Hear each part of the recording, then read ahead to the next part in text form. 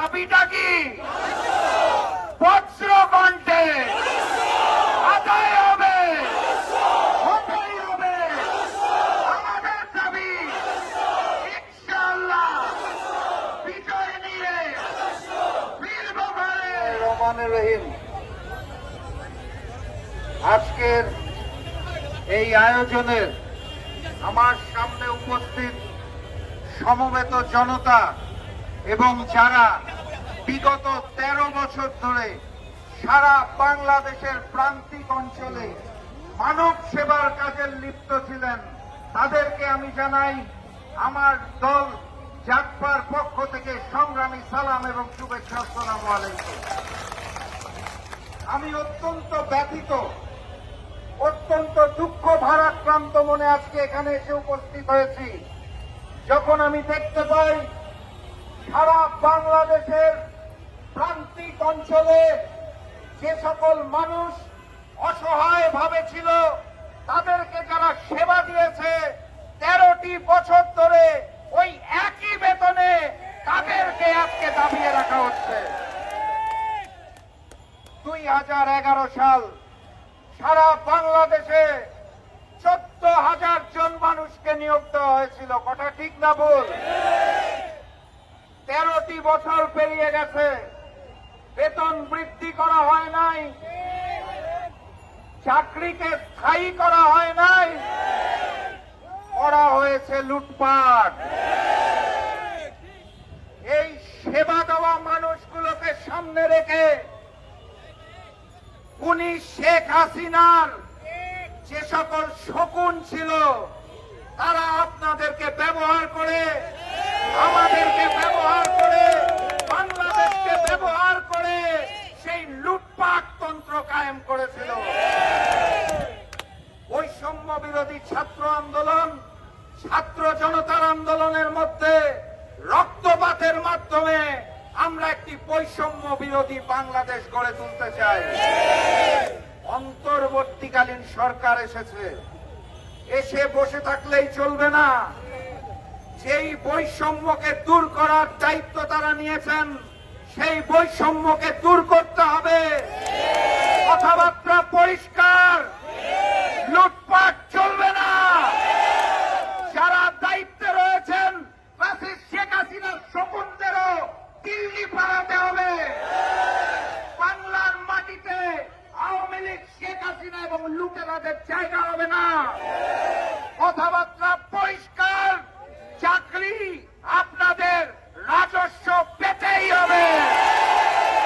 2011 সালের বেতনের স্ট্রাকচার চলবে না, 2024 সালের স্ট্রাকচারে আনতে হবে। সেবা যারা দিচ্ছে তাদের সংসার যদি না চলে, তাহলে বাংলা থেকে বৈষম্য যাবে না।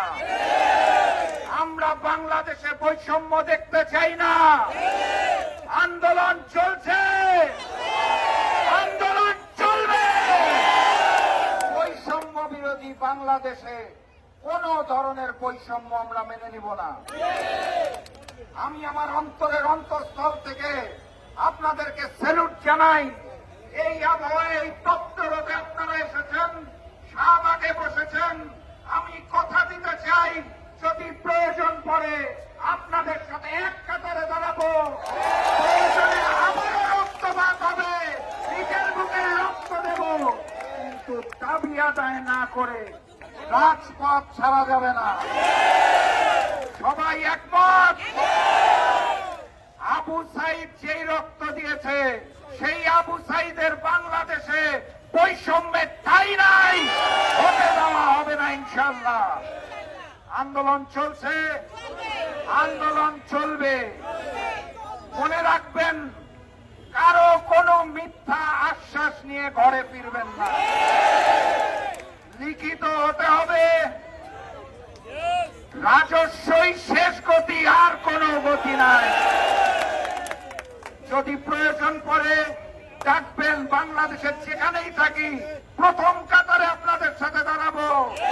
প্রয়োজনে আবারও বুকের রক্ত দেব, কিন্তু রাজস্ব নিশ্চিত না করে সিএইচসিপি অ্যাসোসিয়েশন এখান থেকে যাবে না ইনশাআল্লাহ।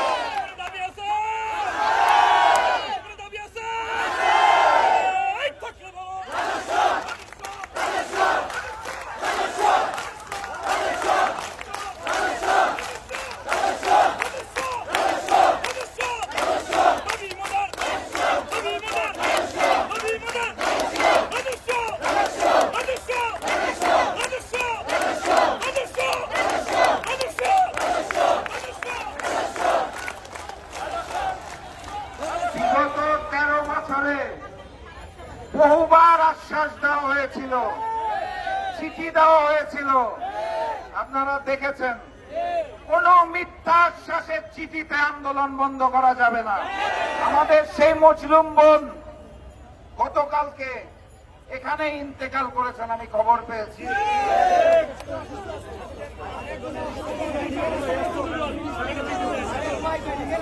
এই আবহাওয়ার মধ্যে আপনাদের নিজেদের জীবন এখন বিপন্ন হয়ে যাচ্ছে। মানুষ অসহায় অবস্থায়, বিপন্ন অবস্থায় হিটস্ট্রোক করছে। 14,000 মানুষ নয়, 14,000 পরিবার বিপন্ন।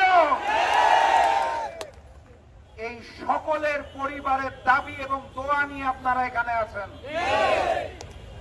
রাজস্ব শেষ গতি নির্ধারিত হওয়ার আগ পর্যন্ত ঘরে ফেরা যাবে না।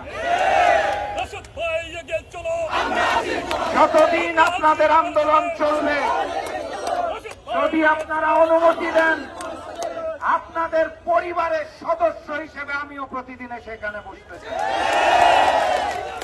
রাজস্ব শেষ গতি ছাড়া রাজপথ ছাড়া যাবে না। একমত? দাবিটা কি? বজ্র কণ্ঠে আদায় হবে, হতেই হবে। আমাদের দাবি ইনশাআল্লাহ বিজয় নিয়ে ফিরব ঘরে। সবাইকে অসংখ্য ধন্যবাদ। আবারও দেখা হবে, আবারও কথা হবে, কিন্তু বারবার বলছি কোনো ফাঁদে পা দিবেন না। বিজয়ের পথে যাত্রা শুরু, জীবন অথবা মৃত্যু। আসসালামু আলাইকুম।